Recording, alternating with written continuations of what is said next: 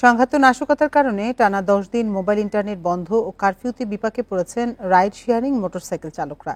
এ অবস্থায় রোজগার কমেছে অর্ধেকেরও বেশি। পরিস্থিতি পুরো স্বাভাবিক না হলে সহজ হবে না আয়ের পথ, বলছেন তারা। যানজটের নগরীতে দ্রুত ও নির্ঝঞ্ঝাট যাতায়াতে অনেকের পছন্দ মোটরসাইকেল রাইড শেয়ারিং। অনেকেই একে বেছে নিয়েছেন পেশা হিসেবে। শামীম আহমেদ এমনই একজন।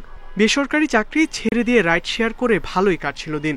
সম্প্রতি 10 দিন মোবাইল ইন্টারনেট বন্ধ থাকায় বিপাকে পড়েন তিনি। পাঠাও ওভার ছাড়া আমি কন্ট্যাক্টে সাধারণত টিপ মারি না।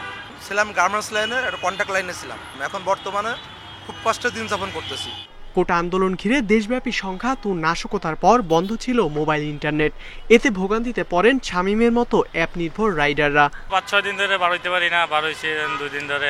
রাস্তায় জ্যামজট অবস্থা খুবই খারাপ, তো ভাড়া ওরকমের হয় না। দেখা যাচ্ছে কারফিউ চলাকালীন কিছু কিছু রাস্তা আছে সেটা বাইরে হওয়ার কোনো পরিবেশ নাই।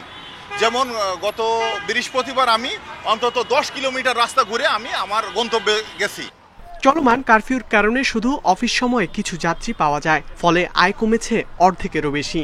যারা মোটরসাইকেলে উঠে আমাদের যাত্রী, ওনারা ভয়ে ঘর থেকে বেরোতে পারছেন না। 1000 টাকা এখন ইনকাম করতে হয় 500 টাকা, 600 টাকা, 400 টাকা, এত করে আমাদের ফ্যামিলি চলতেছে না। বাধ্য হয়ে অনেক কম ভাড়ায় মোটরসাইকেল চালাতে হচ্ছে তাদের।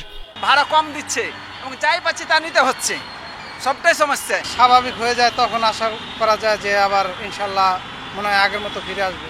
রোববার বিকেলে মোবাইল ইন্টারনেট চালু হলেও কারফিউ তুলে না নেওয়া পর্যন্ত পরিস্থিতি পুরোপুরি স্বাভাবিক হবে না বলে মনে করছেন তারা।